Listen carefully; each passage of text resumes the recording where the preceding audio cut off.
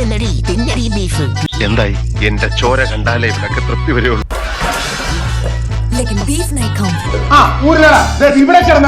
ഏത് നേരത്താണ് എനിക്കത് വീഡിയോ എടുത്ത് സൂക്ഷിക്കാൻ തോന്നിയത്? എന്തൊക്കെയാ നടക്കുന്നേ?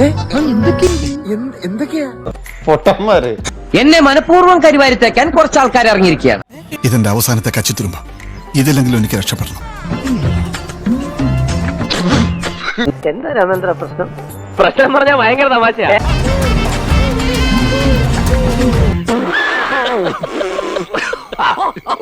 അത് ഞങ്ങളുടെ കുഴപ്പം കൊണ്ടല്ല സാറേ. ആ സമയത്ത് മാസിലങ്ങ് ആയിപ്പോയാണ് സാറേ. അങ്ങനെയൊക്കെ ഈ പൊറോട്ടയും ബീഫ് റോസ്റ്റ് എന്ന് പറഞ്ഞാൽ ഞങ്ങൾ മലയാളികൾക്ക് അത് വെറും ഒരു ഭക്ഷണമല്ല, ഒരു വികാരമാണ്.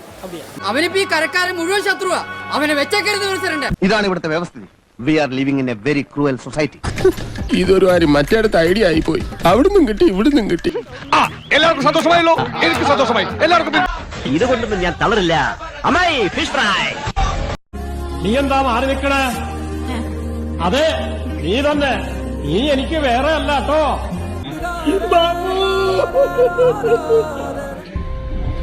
ബാബു